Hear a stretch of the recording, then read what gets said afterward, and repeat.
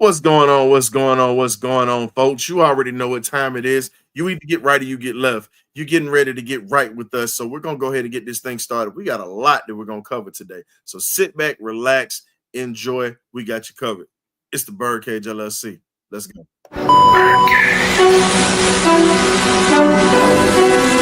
Okay, y'all, this is it.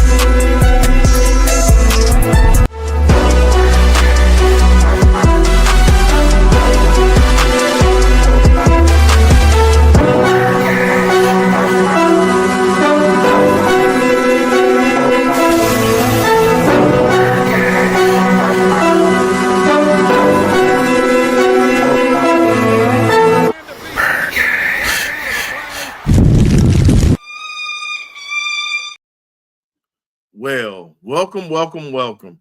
It is the first week since last week's draft. We got a lot we're gonna dive into. We got some guests coming through tonight. But before we get the guests in the building, we got the magnificent Birdcage crew that's getting ready to come through. We got my man Graybeard in the building. We got K Dub will be here momentarily. He's just taking care of something right now. But Graybeard, what's going on, man? What's going on with you, man? How you doing? How you Hey doing? man, you know how we get down. Oh yeah, man. Hey. I don't know about you. It's been a long time since people been excited about a draft.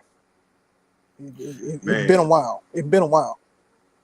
Man, you've never lied, bro. So when you sit back and you look at it, man, yeah, StreamYard ain't getting ready to stop me because I'm getting ready to get to it, man. We It's also always hating. it's always hating, but I'm gonna slide back in here. But while we doing that, man, we got a special guest into the building. We got Mr. C Dub from the He Morning does. Madness. What's going on, C Oh, Dub? How you doing, bro? man, I decided to come on into the Birdcage. Some good people. Get to hang out with Graybeard. Get to hang out with the historian. And man, we're gonna just have some fun. Talk about some Falcon football, or at least some Falcon drafting. We'll talk about some nonsense as well, because what else do we do? We are the city of damn. But Damn, not the city of damn. Oh man. Well, well, not the city, but this well, team let's go. represents the word damn, because Well, it's let's like go this. ahead and let's go ahead and say it. I be damned. My man K Dub running on that CP time. What's up, big K Dub? K Dub, K Dub, we can't hear you, bro. What's good? put that mic on. I think your mic might be off, man. We can't hear you. Hold on, I think he's trying to get it on. I think so. Still off. You might have to pop out and pop back in, bro. Yeah. Still off. Man, it's all good, man. Let's just go ahead and do it like this, man. So great He's bit. excited though. So He had C that big old Dub. grin. So while we fixing this up, before we get to the topics, man, just tell us a little bit about how you feeling right now with the front office at this point.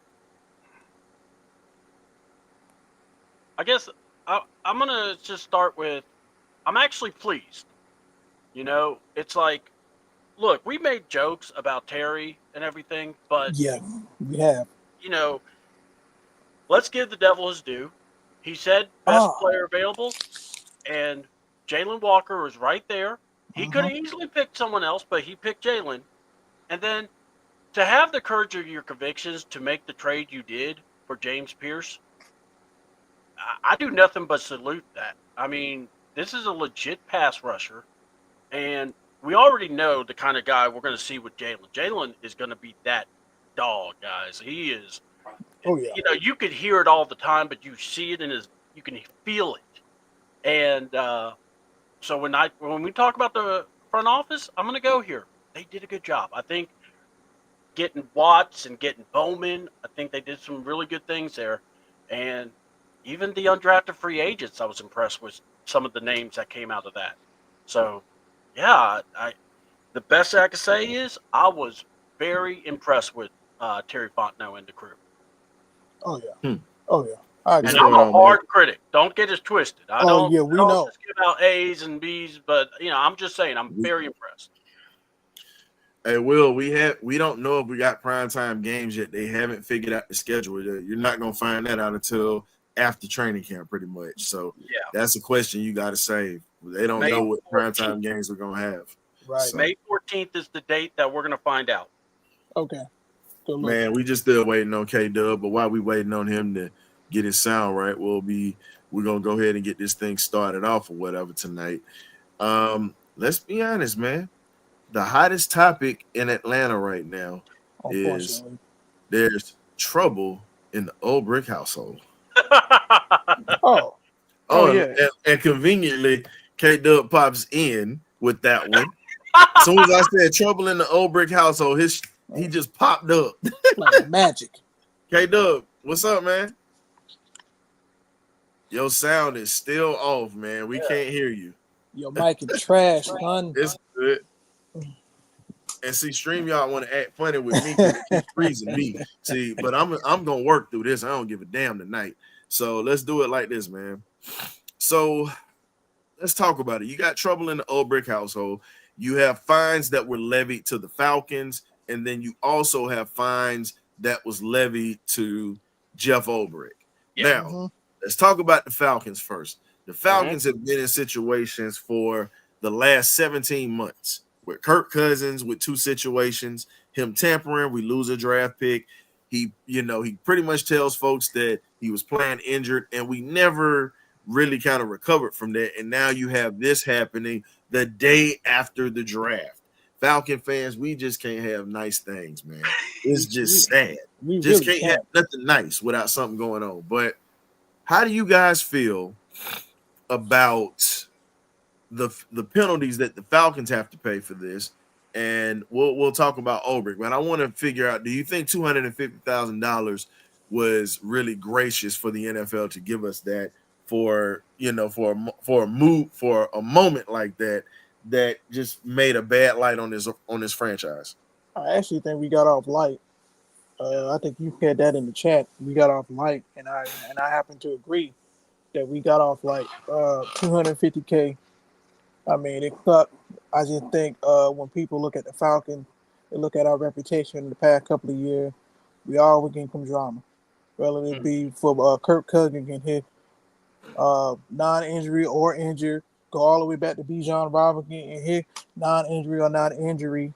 We go back to the fake crowd noise that we had. I mean, it just always come drama when you talk about the Atlanta Falcons, and I think our reputation is getting a quite big tarnish to say the least. So I mean, $250K. I mean, it sucked, but I think we got off kind of light. I mean, we ain't have to relinquish no draft pick. There's no further more investigation. They was like, look, hey, $250K. Oh, I mean, trust me, Arthur Blank probably looking at the personnel side. I'd be like, hey, we need to stop this. Y'all making me look bad as an owner. But I just think now we need to focus on now moving forward with these draft picks and getting ready for the season. I think light. I think you got off light, but here's the other thing. That if this is going to be a practice, then the NFL has to step in and do something, as in demand that the teams do video calls. Yeah. You can make it happen. It ain't that hard. And there's no way you're going to prank call that. All right. You got a GM. You see Arthur Blanks. You see that big old nose. You know it's him. That's what I'm saying. So, and then when it comes. No, I just I guarantee you they're going to make that pretty much the standard for here on out for the rest of the draft. Yeah. And it should be. I mean, because honestly, there is no reason that the NFL allows that. And I mean, it's like this. If you're, I've joked around saying it's prank call. It won't kill nobody. But the thing is this: if you're going to start breaking down on prank calls, they should all be the same way investigated. Meaning, let's not always looking at the Falcons like we're the ones that invented this thing. Let's look at everything. And if it's from the fan base, then you can't really do nothing about it. But if it's from someone that's in the organization, of all things, and of course, this would be us. This would be our. This is why I say the Atlanta Falcons need to change their whole motto. It's not Falcons rise up. It's Falcons, damn. Because that's what happens. And we always go, damn. What the Kirk? Damn. That's there you go. Got to give a shout out to my boy Tyree Holland over on X. Definitely one of my good buddies or whatnot. Hey man, we still are trying to get your cousin to come on and do this show. I'm gonna have to leave that quiet or whatnot when I tell you who his cousin is. I ain't gonna put that out there. Let's just put it this way. His cousin played for the Chicago Bears back in the day, around the time when Devin Hester was returning punts for those guys before we got them. So, I got to throw that in there. K-Dub, is your sound on time right now, my brother? Hey man, I had to switch to a different device. Got it working. No, I switched to a different device. I had to switch it up. But I'm here, baby. There you go. Bird Cage is alive. Let's go. Hey man, look, StreamYard tried to act funky with me with the screen, and you see I'm gonna keep coming back in, baby. You know how it goes. But then if you look at it, it's just one of those things where, hey man, we always adapt and overcome, just like the Falcons are trying to do right now. So no, we know Abdul Carter got prank called. We're not gonna get too heavy into that because it's been beat. This literally has been beaten worse than Max Schmeling taking an ass whipping from Joe Lewis back in 36. I'm just saying, worst ass whipping that you could say that's happened. Just gonna be honest. He whipped Joe Lewis's ass.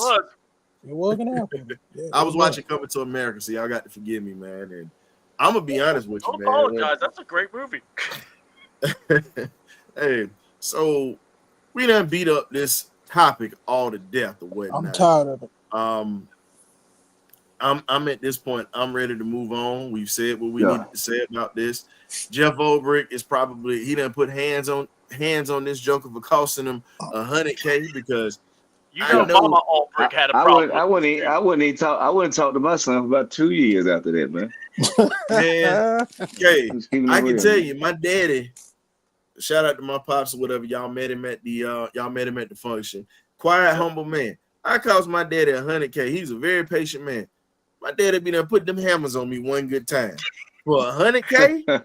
Man, please. Hold on. Graduating in a wheelchair. My son, Ryan, you're gonna love this. My son's 21. I told him what happened.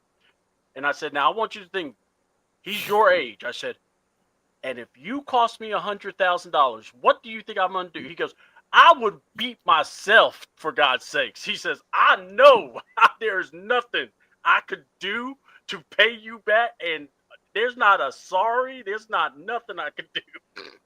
And I'm going, that's a crime that your freaking mama wouldn't approve of. What's going on, Carrie? How you doing? I'm still trying to figure out the Morning Madness crew. She's definitely What's up? I'm just trying to figure out, man. She's all excited about this one, man. She's great content creator as well. Yeah. Definitely in her own right, doing her thing out there. And I'll just say this, man, and we're gonna move on from this topic because it's been beaten to a pulp. Yeah, I'm at the point where, like, look, let me have a son, and that happens.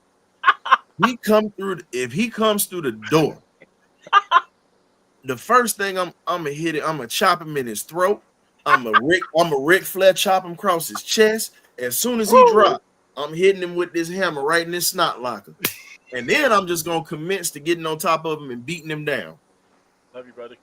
I'm gonna beat him till I get tired. I'm gonna rest, and then I'm gonna get back up and beat him again. Right. Are you gonna get a hot tag and let someone else help you? I mean, I'm gonna let the mama jump on it. Yeah. She don't get foots to him. You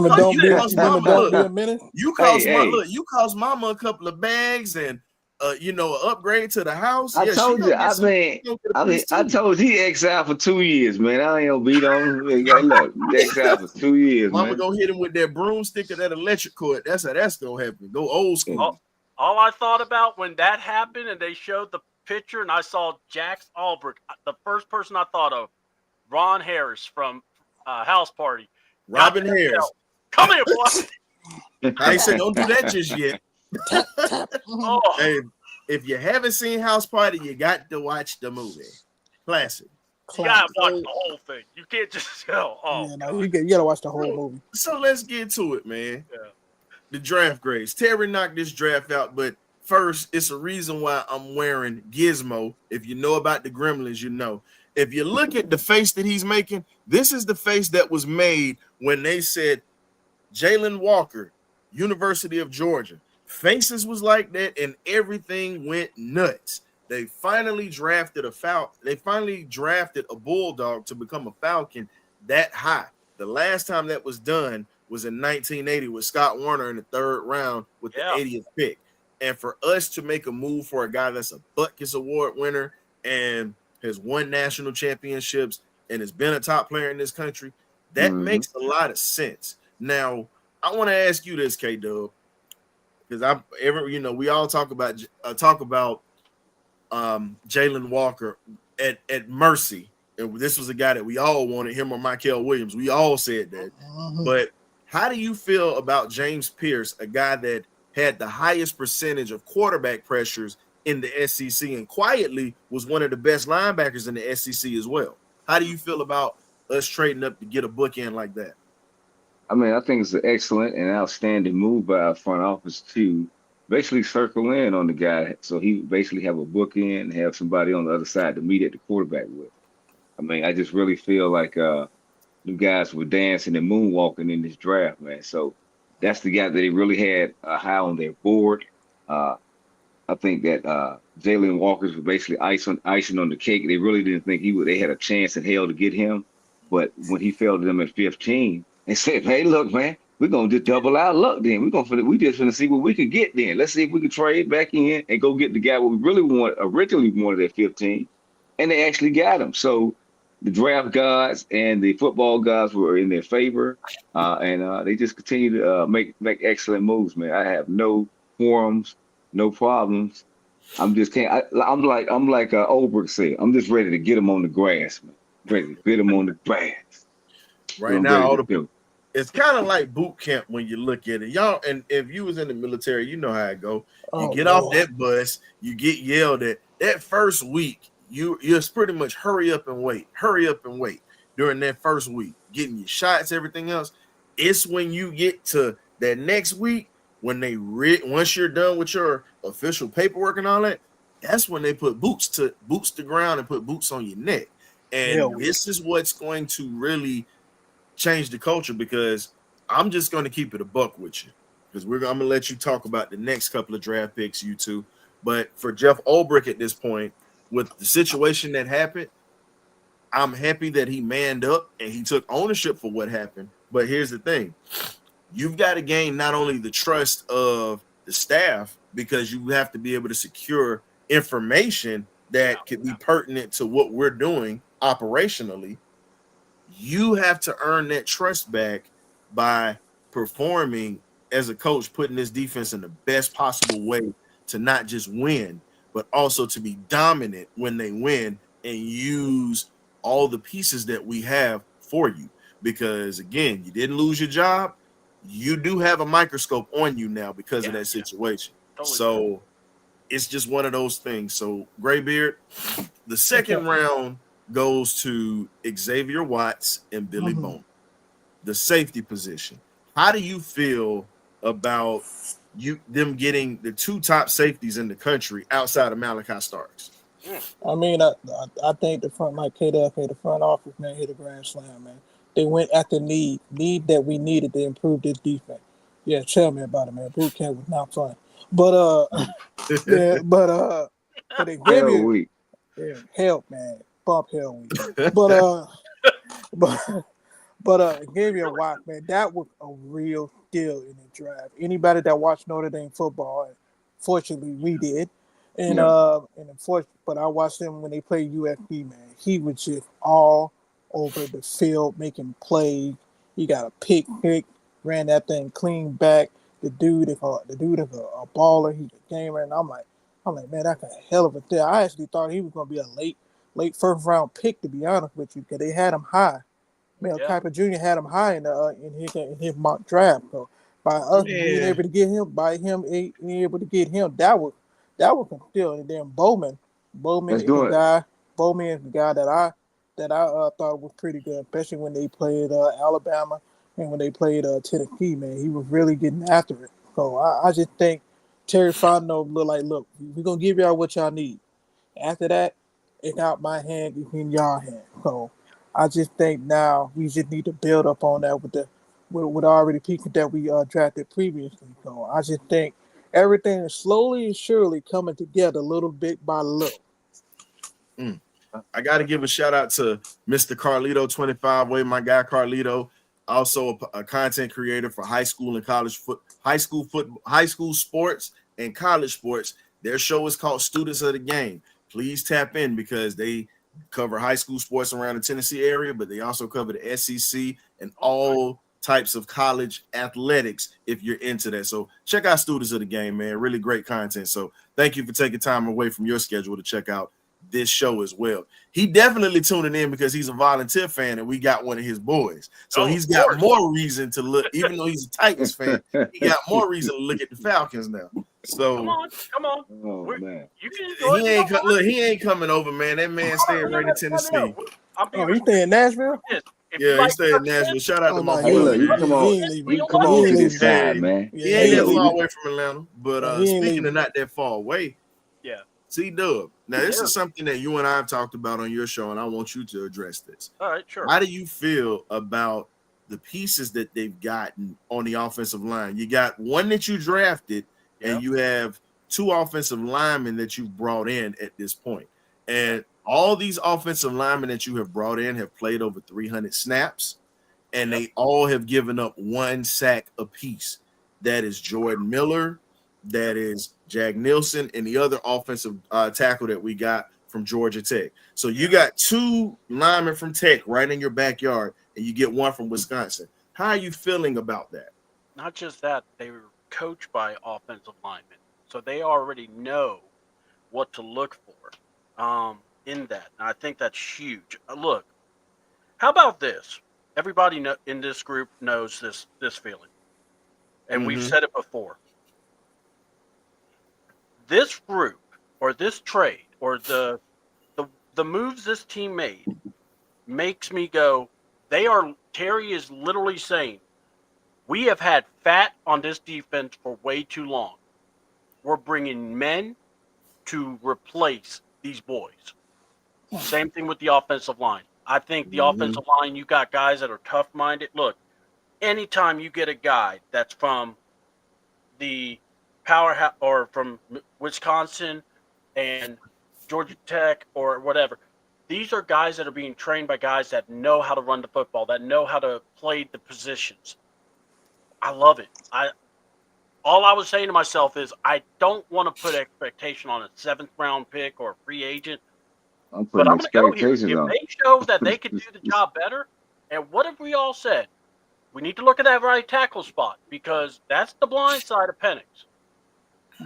It's not ironic that these men have had over 300 snaps and have given up less than 5 sacks. What they do? Exactly. They go get a swing tackle. I can play both sides. Yeah. Honestly, I mean, you might have one where, and I'm looking at those Georgia Tech boys, and don't be surprised if they make some noise. I think some of these guys can do that. I believe it. Hey, look, I got expectations for all of them. Yeah, I can tell my front office, I can tell my scouts really and truly, like I was saying, lead them to the draft, do your homework. I could tell they did their homework. For them to sit patiently because they made some moves. They did some dancing around on the board, but they did their homework. They actually stayed pat. They stayed pat and stayed at 15. Let Jalen Walker fall a little in their lap. See what I'm saying? Yeah. That's how you got to do sometimes. You got to know when to fold and when to hold it. And you Then went we out jump. and Then we got jump up and go get JP. See what I'm saying? It's about how they moved, and it's about the guys they took. Like it's the statement that Kobe Bryant made when we get undrafted. He said, "Well, he finna make them pay. yeah. Ain't no way in hell they ain't And I draft love me. it. And I Ain't no love it. way in hell they ain't I draft me, man." love it. I Guys, And said, "Man, I I like the was swag. stunned to They see get he it. did not get drafted. I was stunned. Him and I the would Nick too. Nash kid. Then you just went and got your third, fourth receiver, Yeah. undrafted. I say this: Nick Nash ain't a third or fourth. Nick No. actually is a number one on any other team. If you really want to be honest, the only reason why he's not going to be a number one is Yeah, because of Draco, and like we yeah, said yeah. with I'm not trying to slide him. I'm just saying. oh, I mean, but he might. But I'm gonna be 100. He might take Ray Ray's spot. I know Ray earned it, but that right there, he yeah. I different. mean, that's what I'm Can't He saying. overlook different. that. I'm not You trying to can't slight overlook this that. gentleman. I'm trying to big him up. That we I got him in the want I like undrafted I free want agent us to market. have 2 units. I'm gonna be Yeah. 100, K Dub. Like we said, no slighting. I want 2 units of receivers. I want that starting crew, and then I also want them rotational pieces because here's another guy that has gotten lost in the shuffle because now that you're bringing in here, you're bringing in Nash, then you're bringing in Skinner out of Vanderbilt from that undrafted free agency spot, who Yeah. Steve Smith pointed out. You gotta remember Casey Washington. But you gotta think though. Yeah. You gotta think with him just only having 3 games under his belt. MP now really doesn't have a favorite target. So Nope. Nash or whoever can come in and become that.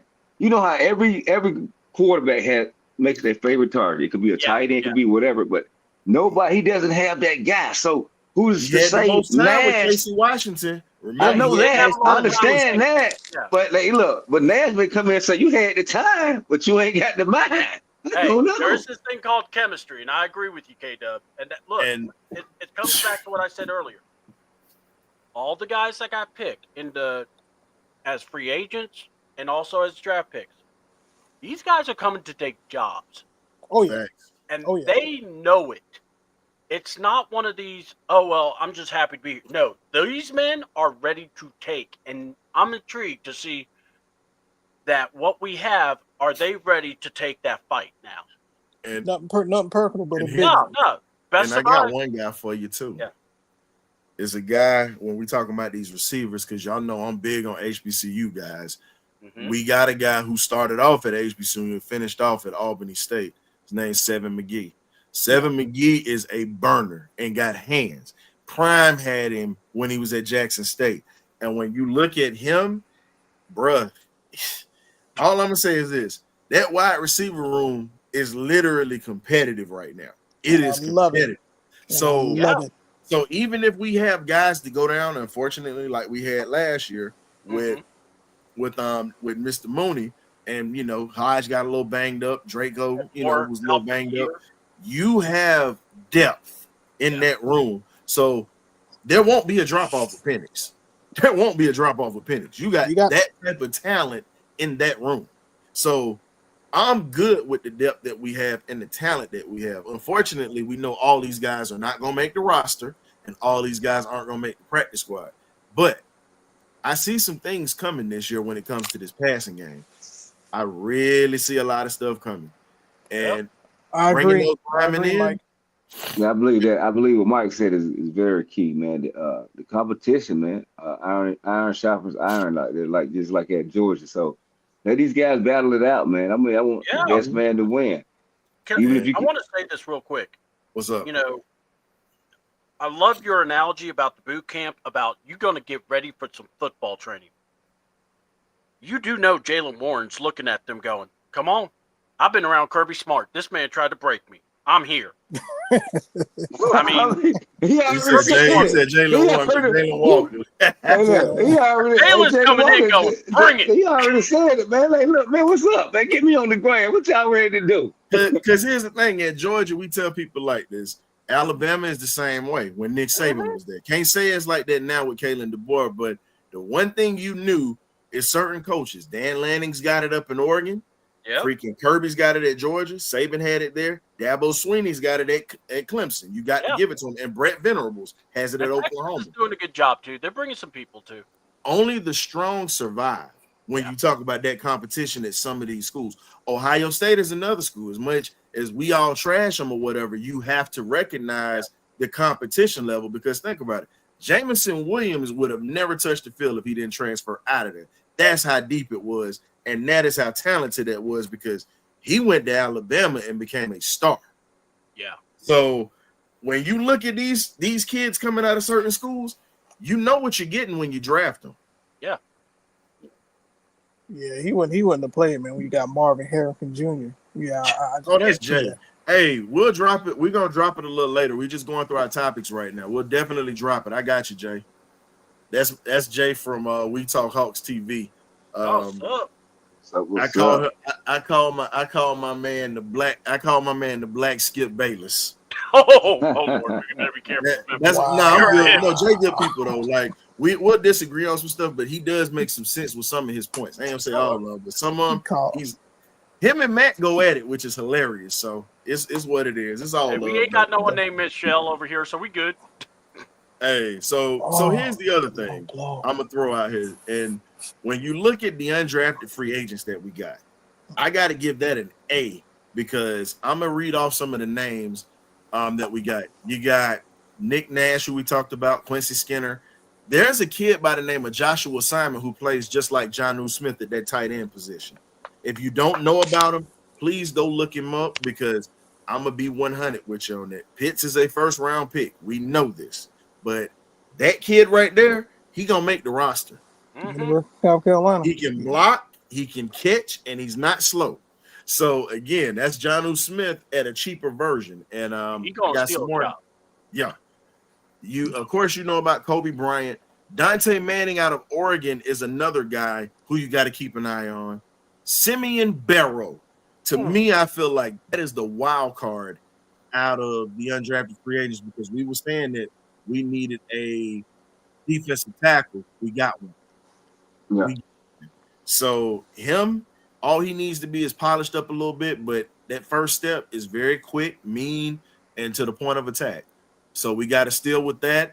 You got Nick Kubitz out of North Dakota State, who's okay, decent player. But you also have Malik Vernon, who's a nasty safety that comes out of Ohio State. Played with TJ Tampa, played with Dorian Porter. Like, he was the glue in that secondary. So we have three safeties that we have taken, but this guy can also play in the box as well. So, again, we got talent. The question is, how are we going to use it? Because you still got Helms. You still have Fuller, who we signed. It's a lot of talent. Hey, didn't we get a linebacker? Yeah, that was Nick Kubitz, who I actually talked about from North Dakota State. Another linebacker from Iowa State. And then you got Joshua Gray out of Oregon State, solid offensive lineman as well. And then you got running back Nate Carter out of Michigan State. I talked about Seven McGee earlier. You got Michael Gonzalez out of Louisville. You got another tackle with Carson Heidecker out of Ohio. You got D lineman Kevin Hester out of North Carolina, Marlon Taylor out of University of Tennessee, Chattanooga, beast.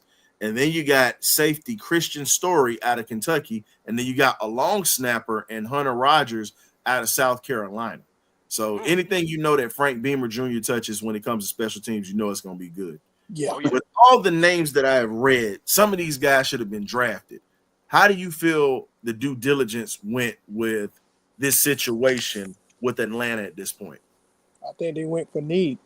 I think they looked at what we drafted and how we're going to complement the draft pick that we drafted with. So I look at these linebackers that we have. We always looking for good rotational linebackers that we can use for depth.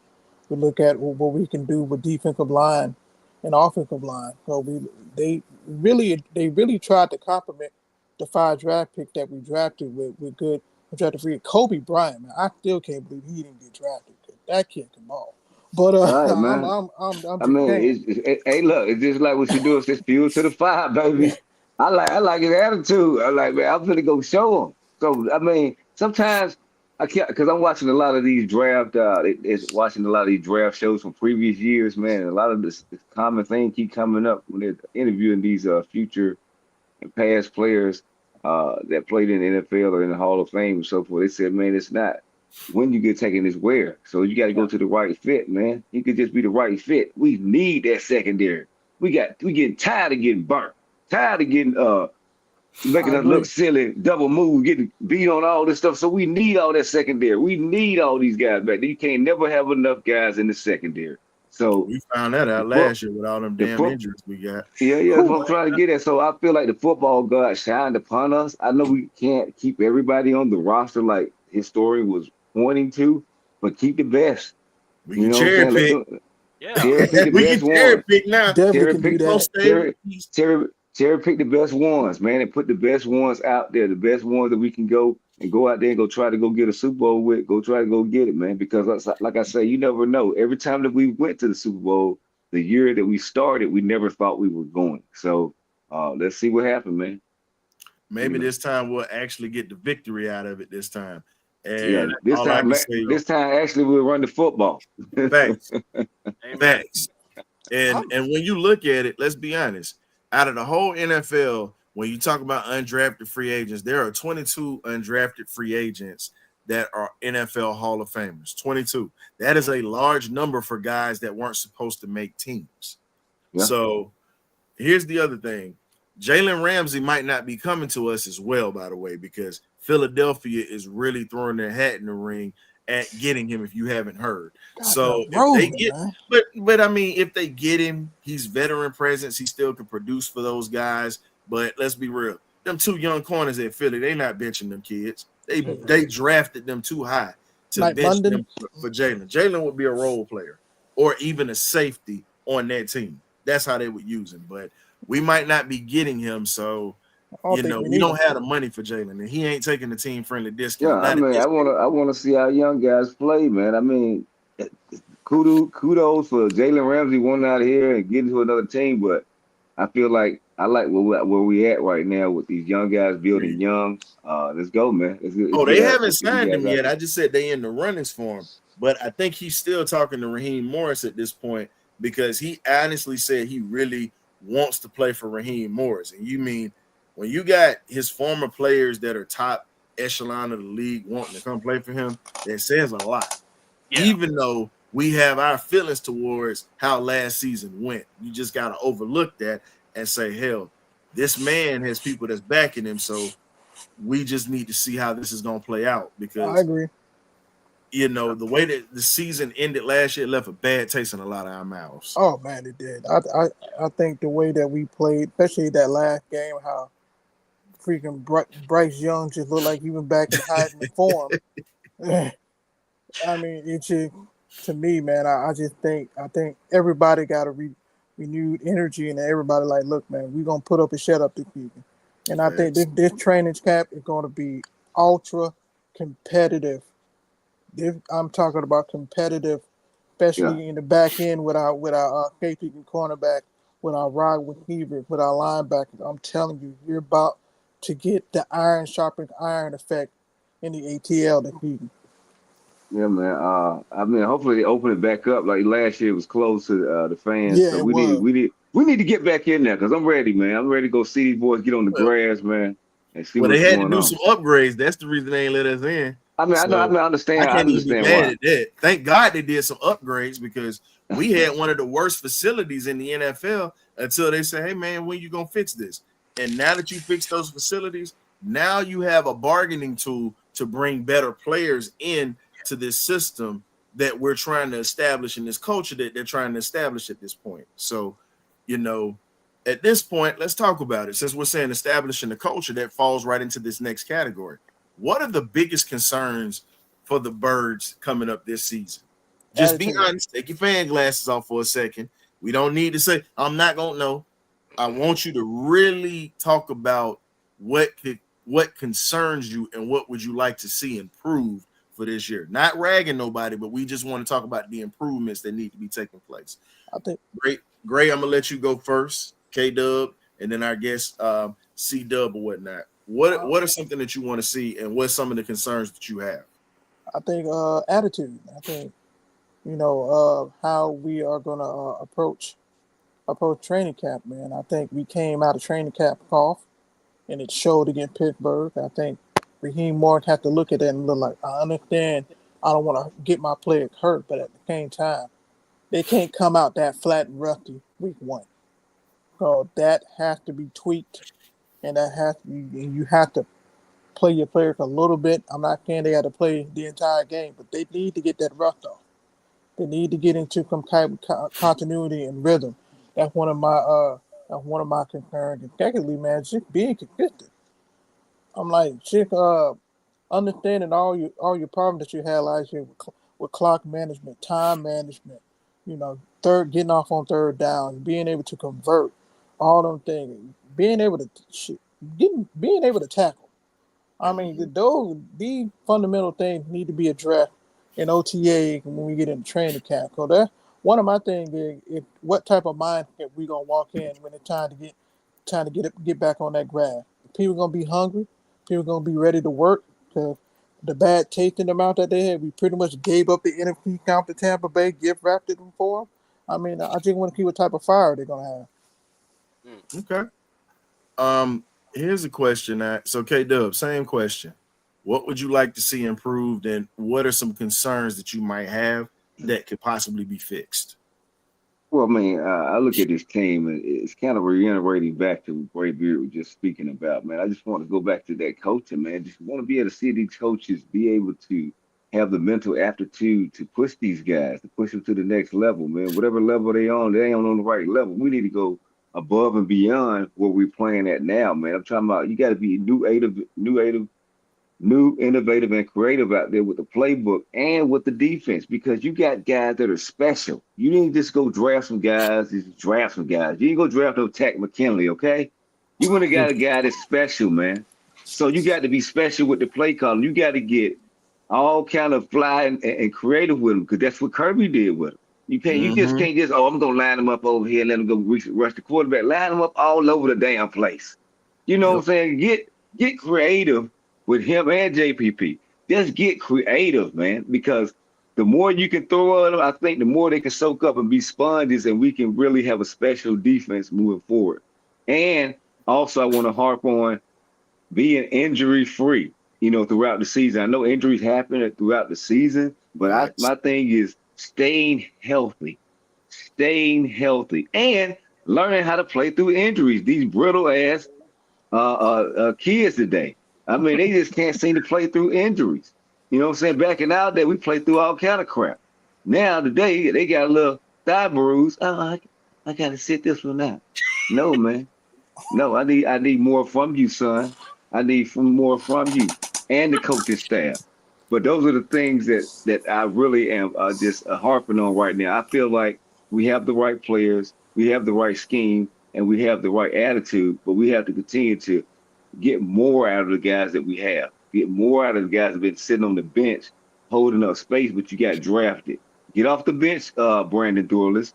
Get off the bench. Get off the bench, Aruka Roro. Get off the damn bench and get out here and make some plays, man. That's it. That's it. The time is now. As a fan base, we're fed up and we're tired of all the losing, and we want to see nothing but going up and but up from here. We're tired Facts. of the 7-8 win plateau. We're trying to get back to 10, 11, 12, 13, whatever more wins and get back to respectability and people talking about us at the water cooler, even if it's good or bad and different, but we want to be winning them. So, you know what I'm saying? That's my goal for with the Falcons and then my biggest concern moving to 25 and 26 season. Other than that, Preach. go ahead, I love I love the fact C that you Dub. look. Wait, look. I love the fact. See, when I say take them goggles off, I ain't gotta hear. We ain't gonna poo-poo this team. No, he finally he done told the truth. Damn it, I love Preach. it. My dog. Preach, K Dub. Preach. Look, boy, hey, I'm gonna tell you how good this was. Boy, this thing was so good. You got me ready to pass the collection plate and collect around this thing here. I'm telling you. I love it. See, though, what's I good, know Ron man? would have been amening you too, Mr. Hey Ron man, Thomas in April. you But spit oh my nothing but lord, fact, K Dub. Dog. Nothing but fact. I oh, appreciate it, man. oh man, we love you, man. I mean, you're awesome. All right, so here's my biggest concern. It's the man in the timeout room with his timeout refrigerator. All right, here's the thing. I am giving. It's like this. Terry, I think has earned what he's done. I mean, we understand free agency was going to be budget hunting because of, Mr. Cole Cash, okay? But now Mr. Raheem Morris and also Jeff Ulbrich, Zach, I'm kind of just going to watch, kind of like you. I got my side eye on you. But here's my thing. I got to see improvement. Don't redo these damn decisions you did last year. Man, preseason. Make a statement, okay? Thanks. Let's see these guys play. Look, you're going to have these young Thundercats, and they want to get on the field and hit somebody. Mm-hmm. Let them hit somebody, okay? Yeah, we just talked about the little injuries that happened. Make them have some calluses. Look, we don't have to worry with Kirby. A man could be like, his arm could be falling off, and guess what? He's still saying, don't worry, coach, just use me. I'll use the other arm. That's what happens in Georgia. That's what happens in Alabama. So teams are conditioned themselves. They know what they got to do to get through the season. Let our guys do the same. Let's get that mindset. Like, ain't nothing you're going to do to me that's going to bother me, The other thing, look, I need Kirk Cousins to bring some tires and get a little break in and just hang the Good one, tires. Millie Mills. So he I can think throw that's the football comment of the night go. right there. That's comment of the night. That's the comment of the night. Definitely the comment of the night. Kirk needs to be the QB preseason the whole year. You know what? To be fair, I wouldn't be mad about that either. But but I'm also the guy that would say I have 3 other backups. I got Easton Stick. I got 2 others. I need to see how they play, and we're going to make sure Kurt stays okay. We want to make sure he's all right. But biggest concern, it's Raheem Morris. Are you accountable? Look, I think Jeff Ulbrich is going to prove, the thing. And also remember, we did get Kevin Ollie from the Texans as their defensive line coach. This guy's done really good work with defensive lines. So I'm definitely wanting to see how he molds and works with our guys. And the other thing is, like I said, let's just get these guys on the grass. Let's just see what they do. I want to see them get mad and hit some people. That's what I want. And we don't have no punch with these 2 first rounders we oh, drafted. heck, we don't have Neither any one of them soft. That's all I'm gonna tell you. And they don't mind fighting, and they talk trash, both of them. Let me tell you something. Mr. Walker, let me tell you something. Mr. Walker did the following. Hi, I'm Jaylen Walker. Don't you love me? How you doing? Tell the kids I said, hey. And then when he gets on that field, I will rip your throat out of your mouth. I want you to go back to the Texas game, and you look at it because they had him wired, and they were walking through the stadium, and he gets on the sideline after that first series. He looks at him. He says, "Hey, you can try to stop me, but you can't stop me. You might as well carry your ass back to the locker room. You ain't stopping this tonight." And ironically, it was Kelvin Banks who was drafted by the Saints. And let's be honest, he's had his lunch money for 2 games. But Kelvin Banks is no slouch now, ladies and gentlemen. I'm not going to trash the kid because he was all first team SEC this year, and he was all Big 12 the whole time he was there. And the kid was nasty from the first time he stepped foot on campus. And I'm going to be honest with you. I would not mind having him on our offensive line because he is nasty. But Jaylen Walker is different. Michael Williams was different. JPJ is different. You look at what you brought in. You've had animals that you brought in at that front. But all I'm going to say is this. This is my concern, and I'm going to keep it short and sweet. My trenches, both sides of the ball. Amen. I need my offensive line to be better in pass pro. I need my defensive line to be able to generate pressure and stop the run. Because when we were getting killed or whatnot, it was generally they ran up the gut against us. So when you look at this defense, we're only going to go as far as this defensive line goes. Our offense, it's only going to go as far as how good you protect Penix or how many holes you open up for Bijan and you open up for Tyler Algier. And then I need a steady kicker. Like my man was saying in the chat. I'm at this point. Thank you, Young Waku, for your services. But at this point, I think we need some new blood at their kicker position. And we have a German kicker by the way. I'm not throwing up the Hitler sign or whatnot. No, Because we don't do that. we don't do that up here. I'm an American veteran. I ain't doing that. But No. you know what? But We got somebody right now that is from Germany that can boot the ball from anywhere on the field. Now, a little something I want to try before we bring everybody else up in here or whatnot. Okay. Little something I told C-Dub. Y'all just play along or whatnot. We talked about this a little while ago. Here you go. What's going on, D-Led? What's going on? What's going on there? What's happening? How you doing? First question. What you got for me today? I just wanted to ask, what is your thoughts on Jack's Ulbrich spilling the beans about your draft strategy? Do you plan on beating him with a baseball bat? Oh man, D-Led, that's a good question there. I know, that's why I asked. So this is how we gonna do this here. Hey, what's going on? I see my man Tyler IG in the back. What's happening? This is how we gonna do this here. So when you look at our defense, we're not gonna really open up anything to you guys because guess what? We pretty much have everything locked up. We're gonna be good this year. We're gonna outrun the South. We have this. We got the pieces to do this. Terry Fontenot has done his job.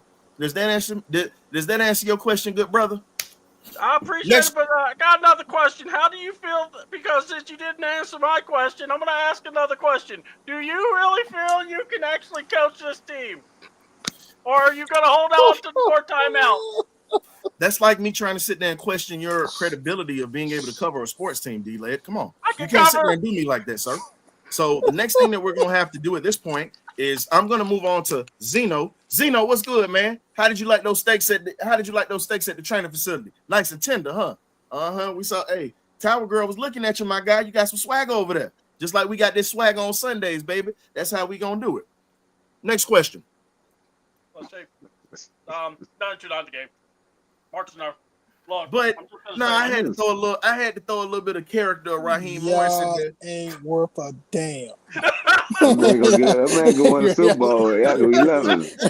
Turn it man, I had to throw a little bit of Raheem. And listen. Look, I was thrown into the D-Led's pool, okay? And he was thrown into the D. It was something we just kind of chuckled about it because when you look at the press conferences, because this ties into the last topic before we let folks in. Yeah. Raheem is solely responsible at this point.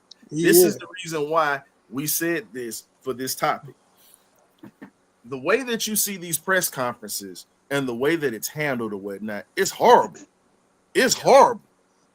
It's got to be a bit of accountability. See, even though Jeff Ulbrich is under the microscope at this point, Jeff Ulbrich did something that Raheem Morris has yet to do. It's called being accountable for something that was messed up. Even though Ulbrich directly didn't do it, his son screwed him up. He took full accountability for all of that.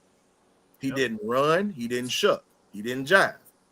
Raheem, I need you to take lessons from one of the members on your staff. Right now, he got to earn my trust because that was, I know it's a prank call, but it's the principle of you having information that is pertinent to our operations. You can't let that out the door. And Kyle Shanahan did that during the Super Bowl. And that wasn't good. And it was returned by a Patriot staff member. I'm not trying to bring up old wounds, but just think about that. That has happened already with this team. No one batted an eye. Now that this happened, everybody's batting an eye. So as C-Dub was saying, you know what? For future draft references, this is what we're going to do. Start FaceTiming these folks. Yeah. That kills a lot of that noise. Start FaceTiming. We have the technology to do it. Start getting these guys on Skype. Start getting these guys on StreamYard business calls. You have multiple ways with technology that you can get in touch with your draft picks so they don't have to worry about being prank called or having an organization get in trouble for this foolishness. So that's step one. Step two, Raheem, you're solely responsible for winning this division this year. Not just winning this division, owning this division at this point. That's what you need to do. You're in a position at this point to where all that shucking and jiving you do in these press conferences, D-Led, I like, that's got to stop. It's got to be, if we lose a game, why did we lose the game? What do we need to fix? How are we going to fix it? And what are we going to do the next week? Not trying to say that we're trying to lose a game. I got us going 11-6. Call me a cockeyed optimist or whatnot. I'm standing on it. If I'm wrong, I'm wrong. I have no problem with saying it because a lot of teams that we're playing on this schedule are trying to refigure themselves out just like we are. Right. And with the talent that we have and the experience coming back, I think we'll be able to do that. But Raheem, you have to be responsible for getting this team in gear and getting this team in a way to being a contender. Yeah. Conference title is first. Get the conference title first. We win the conference and take it back from a team that we swept last year that should have never even sniffed the playoffs. You got to take the division from them. Once you do that, then worry about the playoffs. That's how we gonna handle business. Win the division first. You got a guaranteed playoff spot. Yeah. The division should be the only thing you're worried about right now. You win that, you got a guaranteed spot. You don't have to worry about being on the bubble. You don't have to worry about certain things.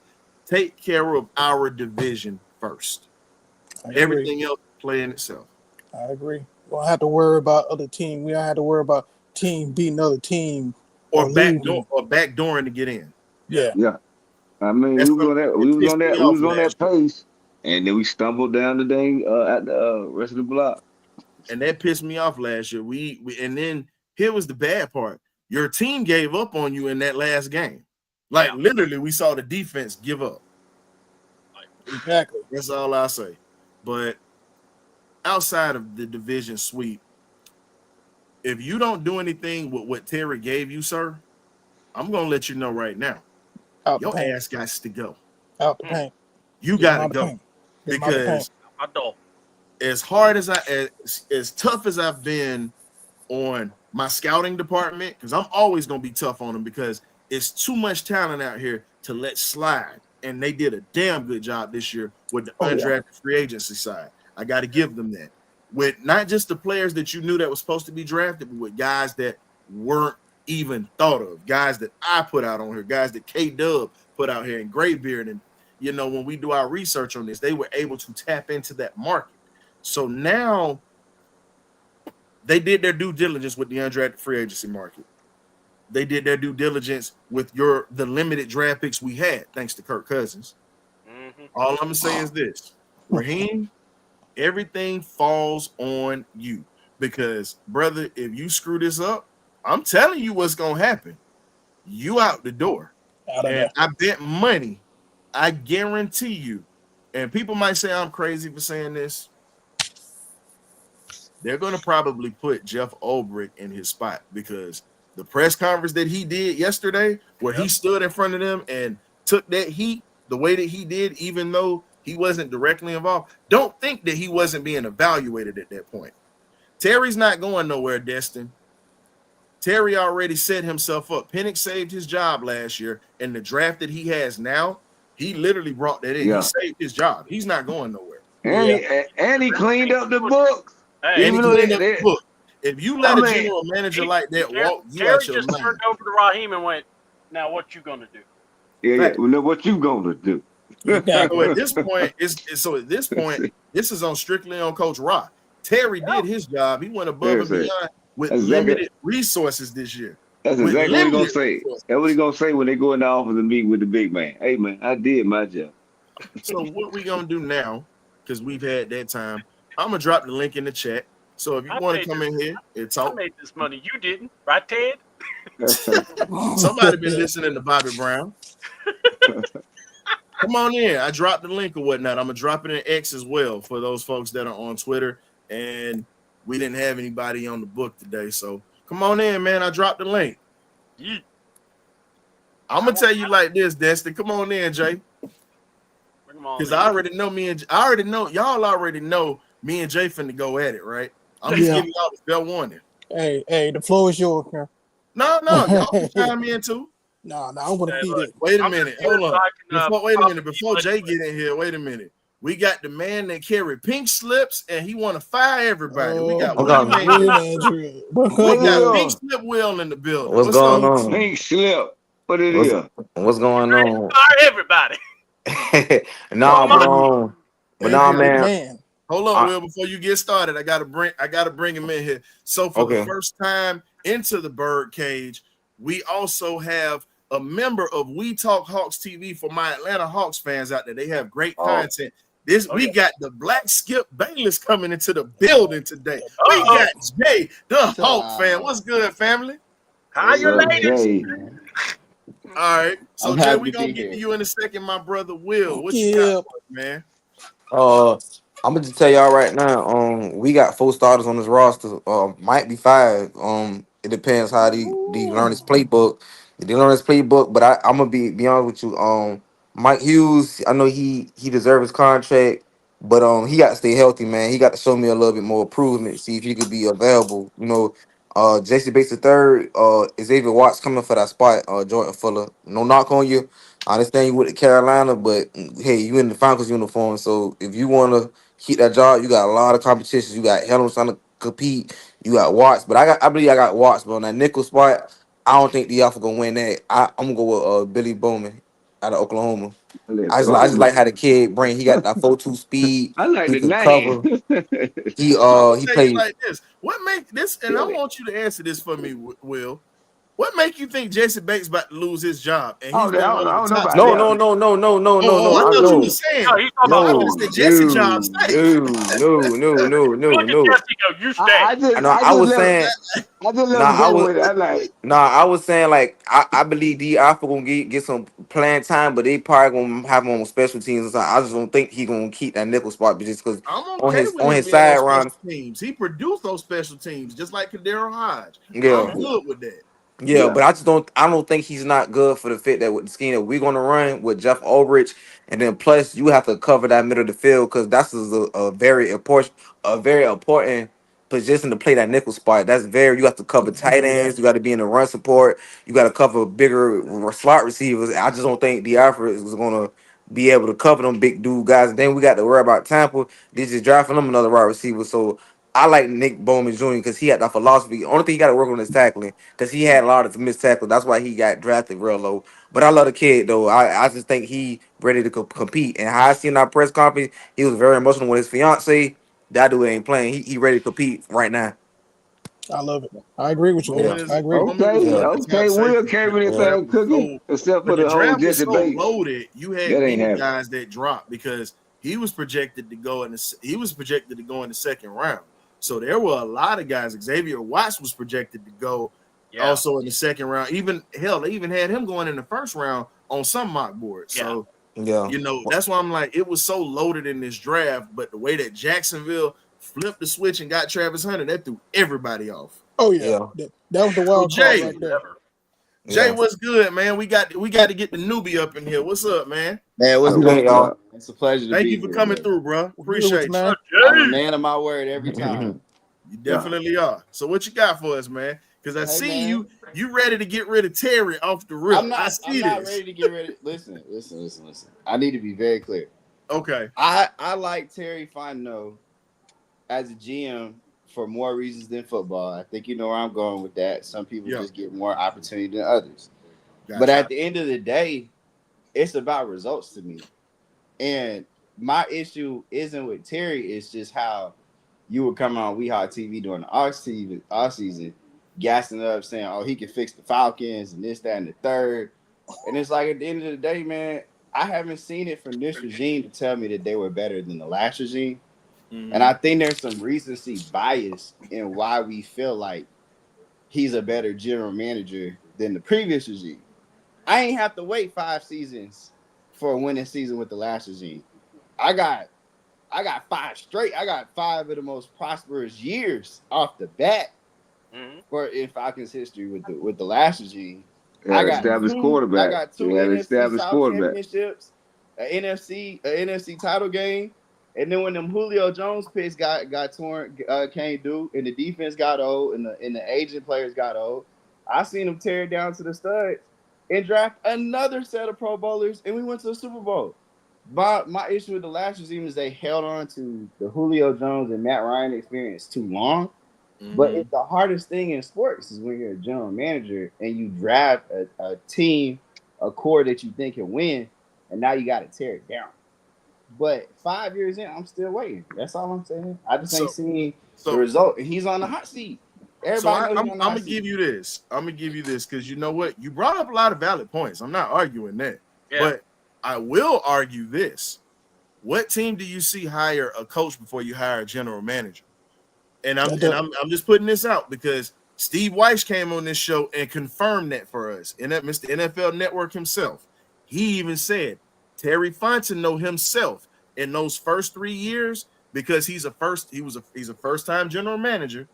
Those first 3 years, Rich McKay had a hand in a lot of that stuff. What they brought him in for in the first 3 years, yes, he evaluated certain things, but McKay was in those war rooms making a lot of those decisions. He was fixing the books at that time that was screwed up by that last regime, as you pointed out, by giving out money for guys that we held on to too long. I agree with that. But how can you hold somebody accountable when he had no say so and your head coach, and that's supposed to, Arthur Smith was supposed to be his employee. When you had Arthur Smith not answering to him, which was confirmed not just by him, Myles Garrett has talked about it. We've had multiple, hell, Terrence Mathis even came on the show and talked about it. Yeah. It's not conducive in the work environment when you have a worker that can skip over his boss and go straight to the top dog. Like, it doesn't, and you understand in business you can't do that. So their relationship was contentious, but a lot of those picks that we made were not really Terry's picks. Those were Arthur Smith picks. Now you see that Terry finally, he was able to do a little something last year with Penix. He was able to get a quarterback, which was key for us. But now you see that he was able to work, and he put in work with a limited amount of draft picks, and then he did his due diligence with the undrafted free agency side.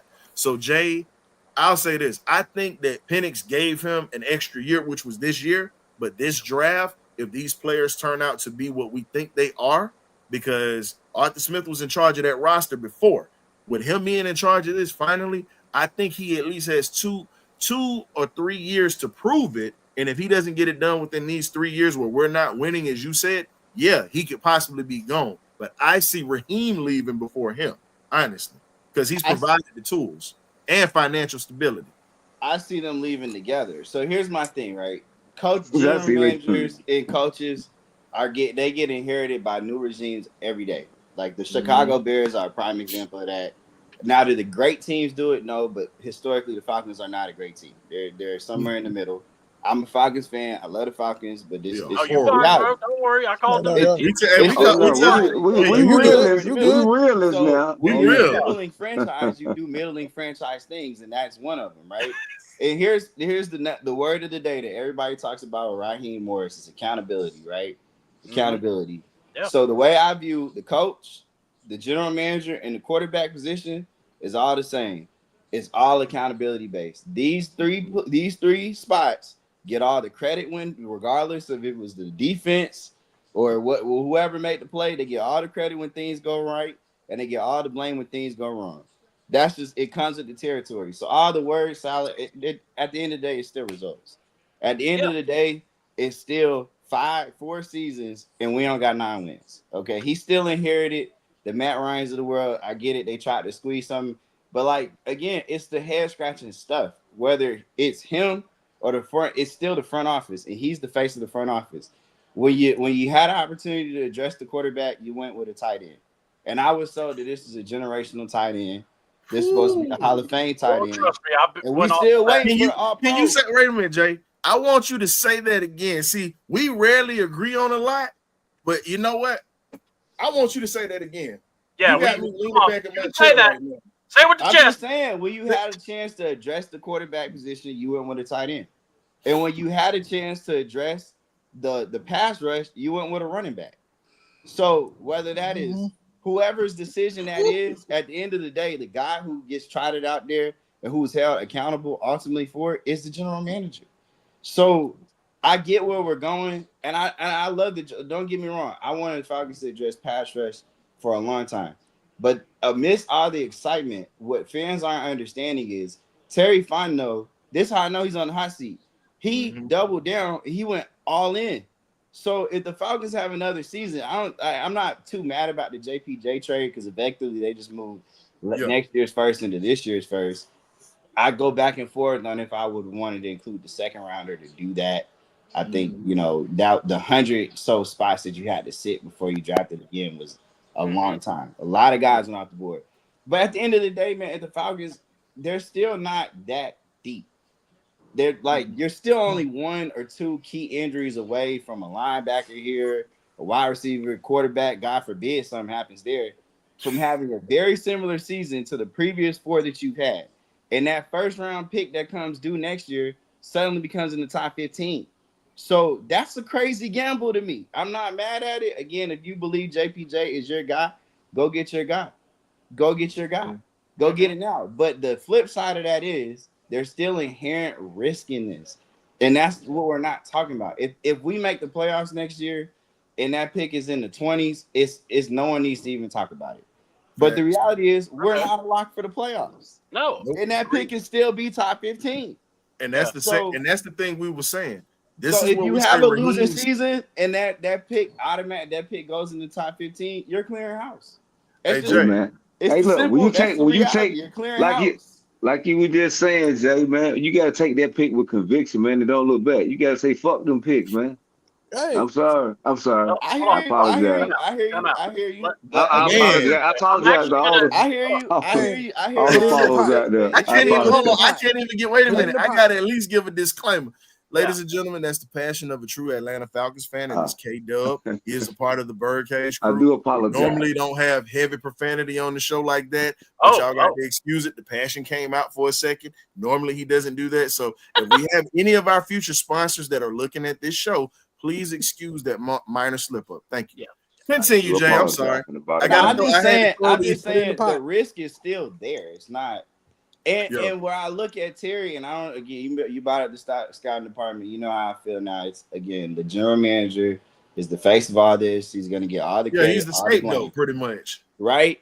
But with Thomas Dimitroff, I saw him consistently take Pro Bowlers in the middle and late rounds. So I'm not mad. I mean, Kyle Pitts has been a Pro Bowler, Drake London, Bijan. But those are first round picks. My expectation for a first round pick is they're going to be a Pro Bowler.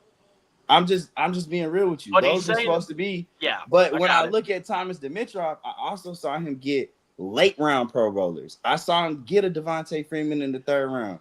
I seen him get a Grady Jarrett. I seen him get a Deion Jones. I seen him get a Keanu Neal. Like I saw the last regime consistently find these diamond in the rough players that became Pro Bowlers for us, and I'm still waiting on it with this regime. This regime has found some really good players. Like I love Bijan, but in my mind, I'm still like, why would you go get if Jalen Carter is on the board? He plays an hour away from you, and you see what he did in Philadelphia this year. I mean, like if you look at Philadelphia, only thing they did was draft the best SEC players from the past. But here's the thing, though, Jay. When you talk about Philadelphia, you're talking about a guy in Howie Roseman that's been a general manager for a long time. You're talking about over 10 years in the game. So I'm gonna give you this. See, I live here in Philly. It ain't much you can tell me about the Eagles because I live here. So I hear about a lot of the stuff that goes on in the sports world. I'm gonna tell you just like this. Howie's job was on the line before they went to the Super Bowl the first time and lost to the Chiefs with Jalen Hurts. His job was on the line. Then once they got out of that, Nick Sirianni and those guys didn't go back the next year, if you remember. And they were still talking about his job being on the line. Georgia gets that another national championship. They bring those guys in, like you were saying. They bring in Cooper DeJean. They bring in all these guys.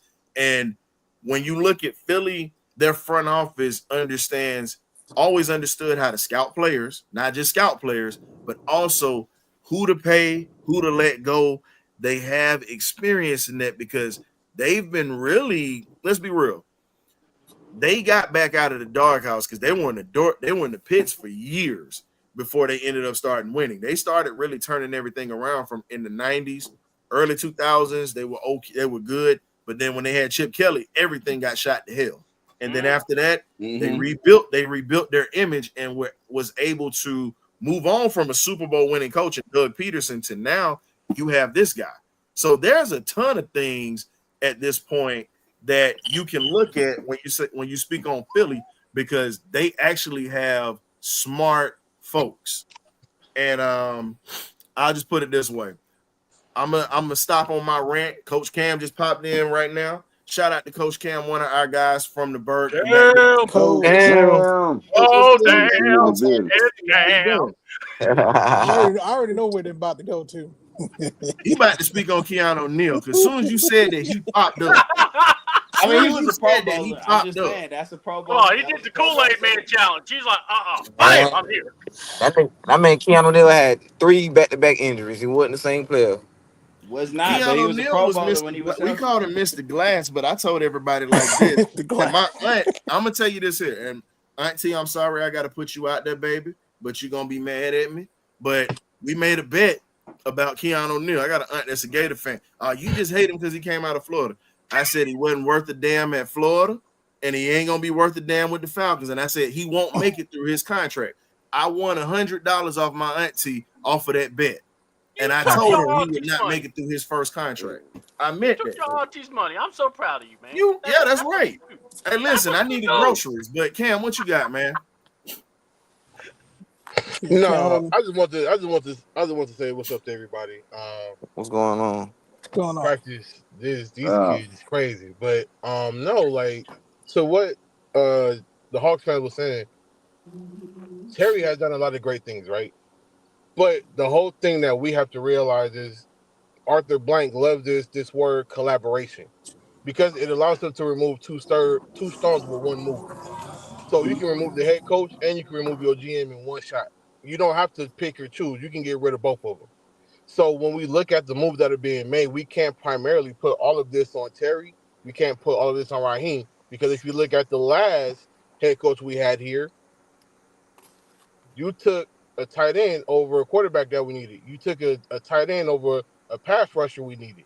So you have to realize everything that Terry has done has always been marred by some type of stupidity from someone else in the front office. Rich McKay is one of them. Arthur Blank is another. He's a businessman, but he doesn't understand football. So we have a lot of non-football related people in our front office making major decisions. So that's why when you say we're a middle of the road team, that's the reason. Because you don't have football minded people doing football minded things. I agree. I agree. So when you honestly, if you look at the landscape of what happened in this draft with the birdcage, with other podcasters, the biggest thing that we've all been talking about is the pass rush. We've been missing. We have not had a legitimate pass rush since John Abraham, and the last time we had a double-digit sack 12 years leader ago. was Vic Beasley. Yeah. And let's be honest, Vic Beasley was moved out of his position and therefore got lost in that scheme. So But it we can't. also helps when it also helps when you got a Hall of Famer that you have on this defense that took a Absolutely. lot of Dwight pressure off Freeney. of Big Beasley with Dwight Freeney. So Dwight Freeney, Beasley yeah. was able to eat because he got double teamed a lot. And you had Jonathan Babineau playing on that D line too. Was Absolutely. Babineau on the Super Bowl team? Yes, he Yes. was. That was his Okay. last year. Okay, yeah, I don't remember him making that. Okay.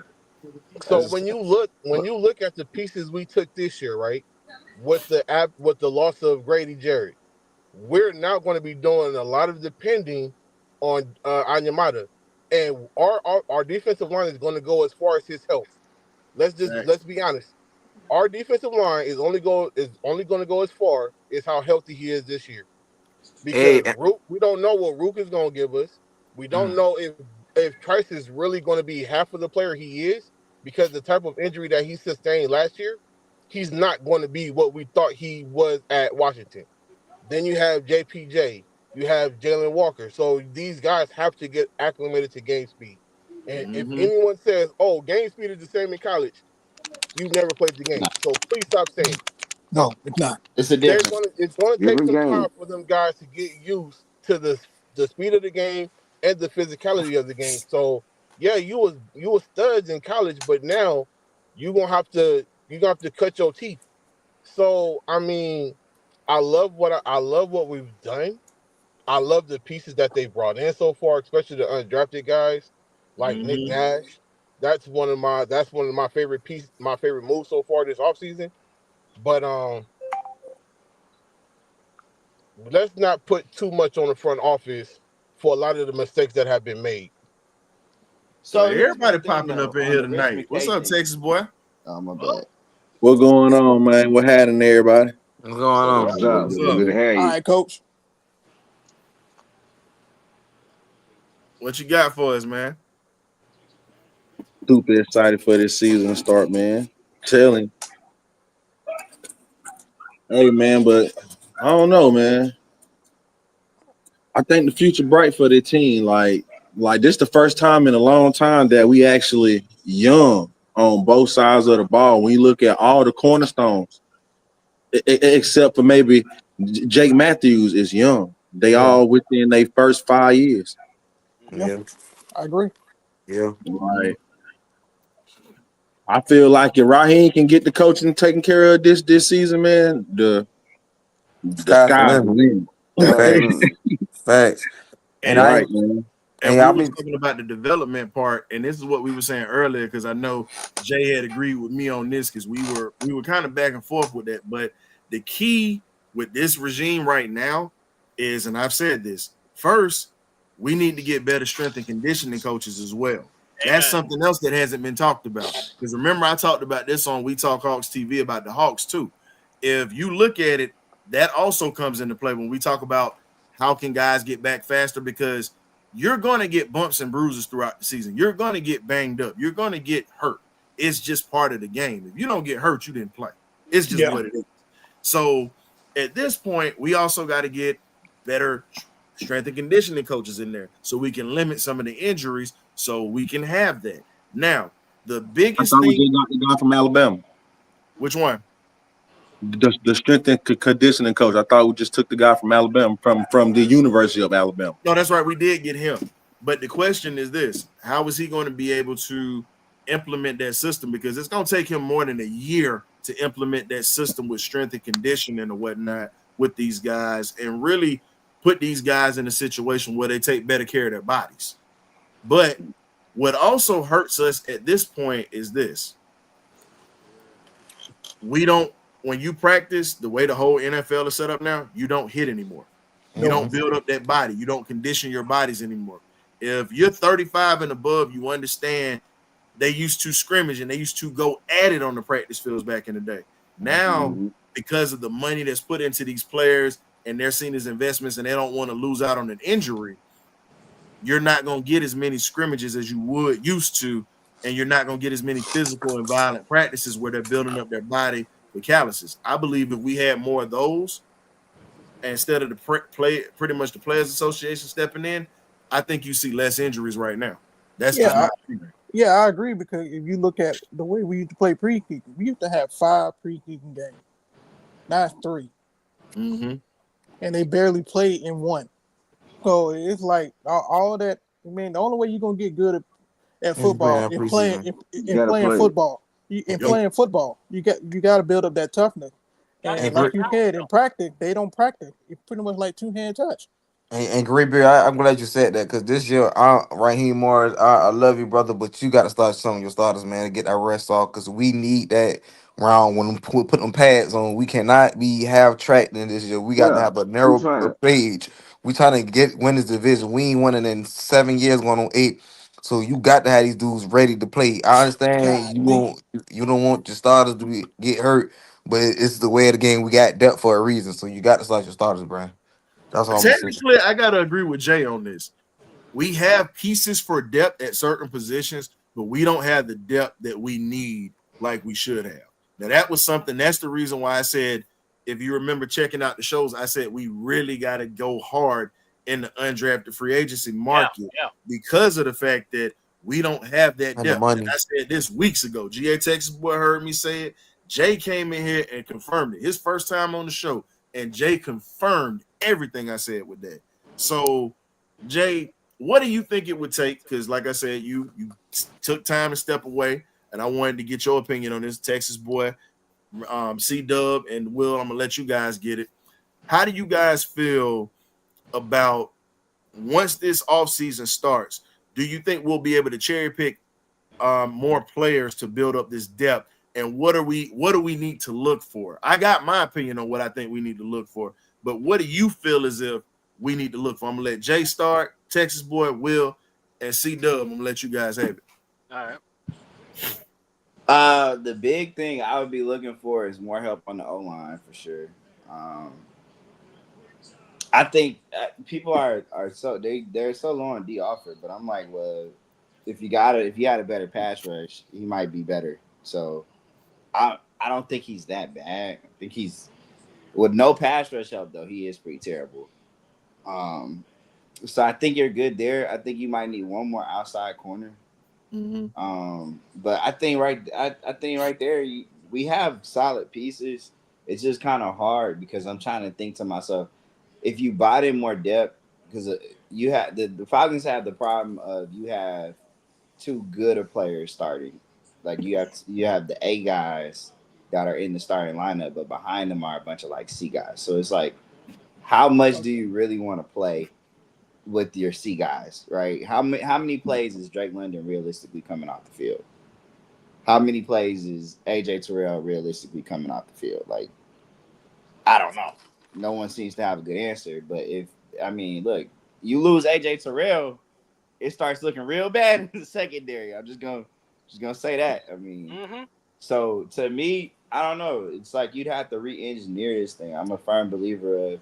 It's no secret to me that the teams that go to the Super Bowl every year are top 5 in sacks. Yep. And bottom 5 in sacks allowed. It's a game of the trenches, just plain and simple.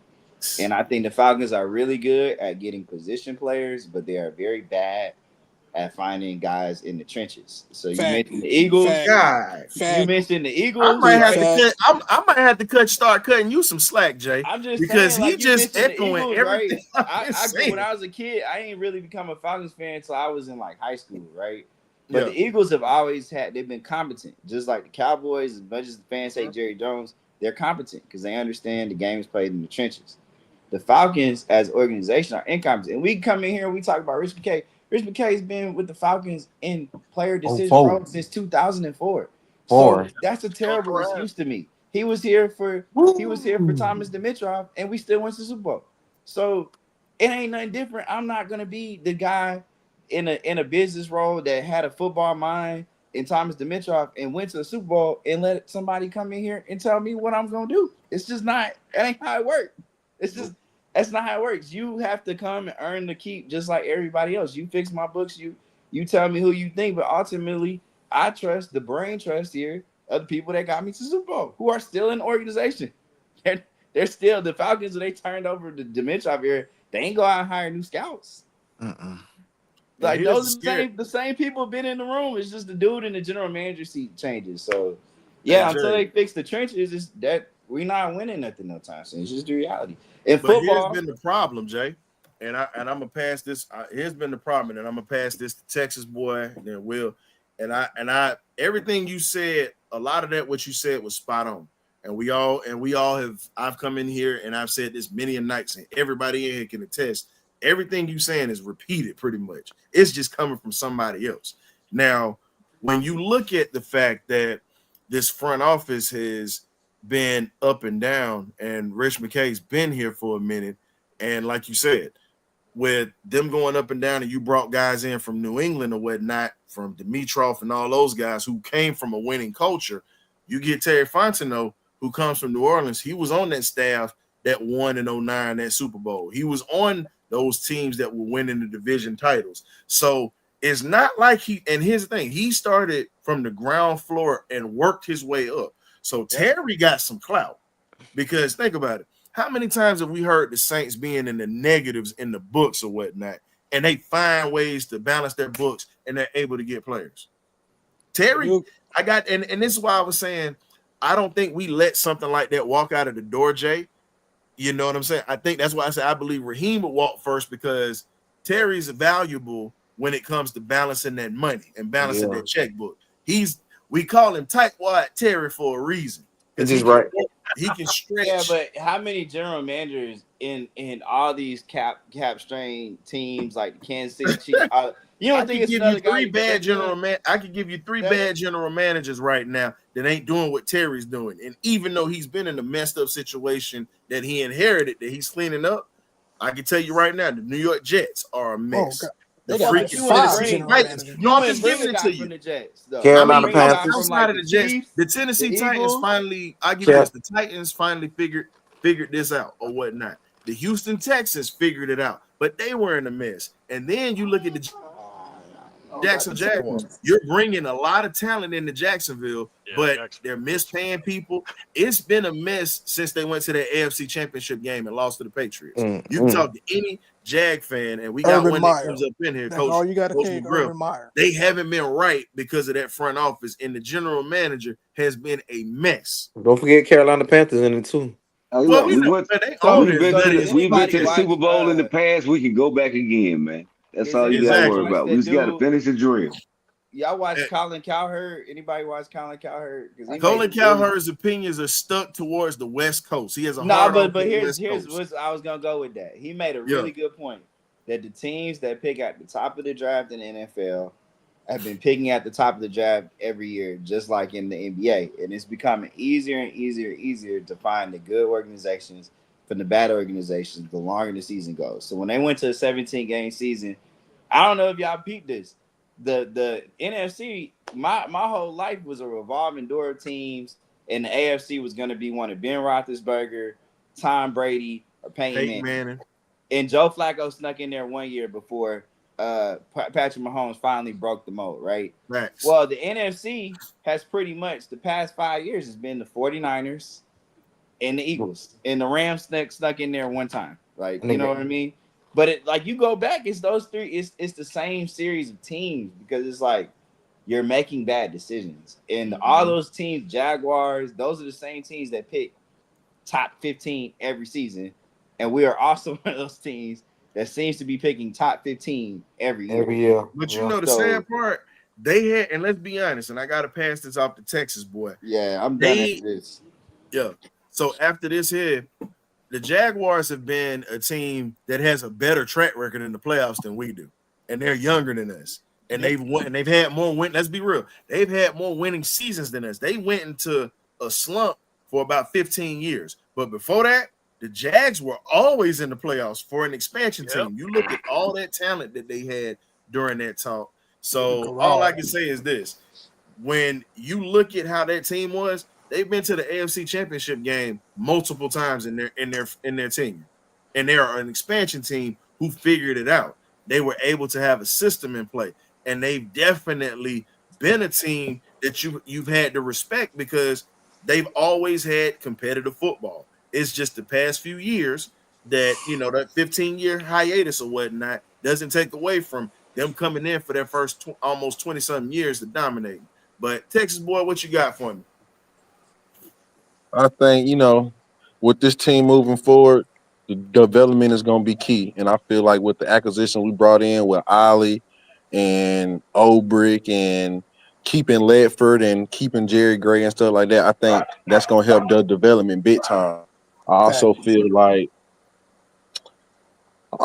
feel like just like it's gonna be up to the players and as well, like as well as the coaches. Like, they got to go out there and put the effort forward. And then going off what y'all was talking about earlier, all those top teams, continuity, the good and the bad, they stuck through with their coaches.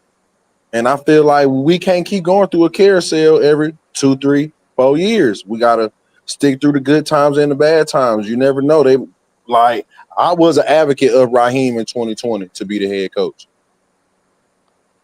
It took 4 years to get it done, so let's see if he gonna get it done. Because it seemed like we just picking up where we left off at with him and Jeff Obert.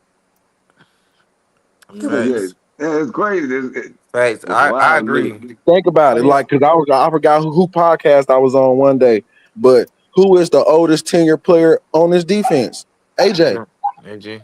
Yep. AJ AJ now. is now because Grady's gone. Yep. Yeah. AJ been And since and 2020. and who was here when we drafted AJ? Jake Uh Matthews. Ulbrich, uh Dan Quinn. Dan Quinn. Raheem was here and Jake Matthews was here. Yeah, Yep. yeah, Jake And Matthews, a Ulbrich long player. and Raheem Morris was here Yeah, yeah, when we they were drafted both AJ. here. They both were here. Then they left. Yeah. yeah, yeah. And what I'm gonna say is too, Javette Ulrich, you got a lot of work to do, man. Cause I understand he got the heat and everything like that. But when I watch this film, they was a top 10 defense, but we don't have them big body defense tackles like that the Jets had, like Quentin Williams and Lawson and them. So we missing defensive tackle, nose tackle. That's what I might say. I think we got one in undrafted. I think do out of Miami. I'm hoping that he crack a spot on his roster because we need a nose tackle to eat that space in that run game. We got to have it. Cause we done left too many explosive plays in that middle to eat that pocket up. So yeah, we need to address his defensive tackle though. Okay. I agree. C Dub, what you got? Man, everyone's bringing, great points. I love it. I'm going to go back to what I've always said, though. Look, let's talk about the trade, the deal. We went and got somebody. Jay, I get you. You're right. All right. And I've been on Raheem or on Terry as well as Raheem. So I haven't really differed. What I've said is this hasn't, this work he did, I give him credit. He got it right. And here's the deal. He went for a gamble. I don't think none of us are saying F the pick. Well, I know K-Dub did, but what I'm saying is this. You and Raheem basically looked at each other and said, this is what we're doing. We going in, you and me. We're getting this guy. This is what it's going to take. You got to deliver too. Because I think they know both their jobs are on the line. I do. And the deal is this. Fair, unfair, you want a fair, go to the fair. That's where they judge pigs and you can have all you can eat hot dogs and all that good stuff. But where fair is in football, there's no such thing.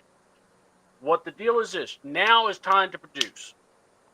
Raheem, Terry have made it very clear they're in it together. So, yeah, I think if they fail, they're going to fail together. Do I think it's fair? No. But I understand because I think Terry has had chances. But here's the thing. This is why I think Terry has now looked at it like this. I expect you, Ra, to do your job. He's putting it now on him. Now, I like Ryan bringing this up. Cherry picking or Terry has been good about bringing in guys late from camp or during camp and bringing guys that have contributed. I mean, let's be honest. He has done it. Look, the year with Matt Ryan, he brought in guys, when we had like little or no money, and he brought us a good enough roster to compete. The next year after that, we brought in Calais Campbell. We brought in, Caden Ellis. These guys played, except the coaches were, Now, here we are again.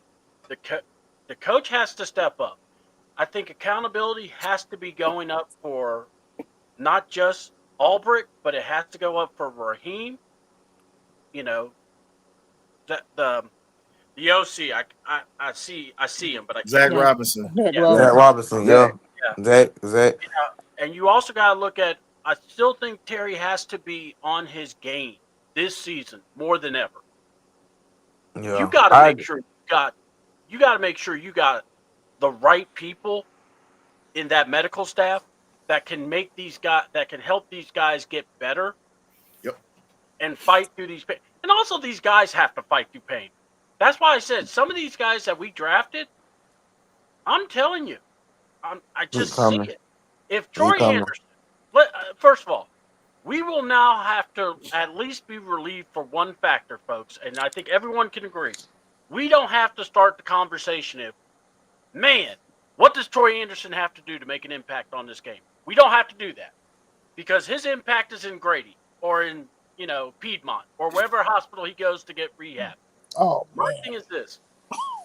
He can play special teams. You can now move him. Why? You got Jalen Walker. You got Divine Diablo. You got Caden. You got now guys that, again, taking jobs. And I'm going to say this. Troy Anderson, people would say, oh, man, we really need him to play well. Well, guess what? He's that C player that Jay was talking about. He's the guy that you have to, hey, we got to put him somewhere else. If you ain't getting if you're not getting nothing done on special teams, you're not starting over these linebackers exactly. that we You brought can't in. play special I'll teams. tell you that now. Yeah. Here's the thing. Yeah. Troy Anderson is now going to be considered a glorified special teamer. A lot of people going to get mad when I say this, but we're going to wrap it up on this one here because we did go a little long, but hey, it was worth it tonight because we got different views, different opinions tonight on all of this because I literally just looked up at the time. I'm like, ooh, we did. Sorry but I'll say this. Hey man, but I'm gonna holler at y'all. I'm finna jump in. I gotta walk these dogs, man.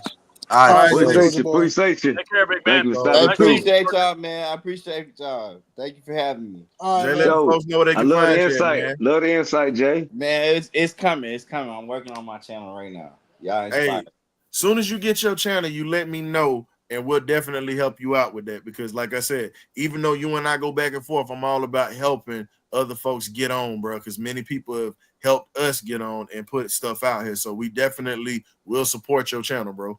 Yeah, I appreciate anytime, it, Jay, man. you want to debate, whatever, you come on also, man. We're always around. What's going on, Kaiser? Since you're a Denver fan, I appreciate you showing some love or whatnot. We have an interview with one of your Denver Bronco legends, Mr. Carl Mecklenburg. So you might want to check that out. We focus on Atlanta Falcons, but we bring in more athletes, as we always tell you. So thank you, though. Man. We Appreciate you, Mr. Gordon. Yeah. So I'll say this in closing or whatnot. Friday night, we actually have Mr. Dale Ellis coming through. It's NBA playoff time right now. The draft is over with. Guess what? Why not bring a guy that played in the NBA finals and had many wars in the NBA playoffs to come through? He's an Atlanta guy, by the way, by way of Marietta, and played for the Tennessee Volunteers, but we ain't gonna hold that against him. But he definitely did his thing for the A playing in the NBA. So thank you, Pink Slip Will, for coming through, my guy. C-Dub, let the folks know where they can find you at, my guy. Man, channel C28. That's where I'm at. We're going to be revamping some of our shows. Wednesday night, we do our wrestling review show. That's going to stay pretty much fixed because, wrestling is every week. And then football, we're going to take a little break till we get some training camp or just Falcon news that jumps down. But, man, love the birdcage. Love you guys. Appreciate y'all always coming through. So I'm glad I can come by and have some fun with y'all. Appreciate you, C-Double. For sure, C-Double. So, again, last but not least, the magnificent Birdcage crew. Definitely appreciate you guys working through this one because, hey, man, sometimes we got to let it go. We won't always let it go this far, but every once in a while we got to because of the fact that, hey, it's still showing love to the fans and the folks that have supported for years while we was getting this thing out of the mud, man. So, definitely appreciate everybody for coming in tonight. And as I said, please tune in tomorrow night at 8 o'clock. We got a good interview for you. And we got some other interviews that might be coming up. We might have an SEC legend coming through that was a former first-round pick in the NFL. And he's definitely gonna put you guys up on a little bit of game. I'm not gonna let the cat out the bag just yet, but I'll definitely let y'all know a little later. But as we say up in the Birdcage, you either get right or you get left. For myself, the historian, K-Dub, Great Bit, we definitely appreciate y'all, and we definitely thank y'all for coming through. Please tune in, like this episode on the way out, man. We got you covered. Ghosts.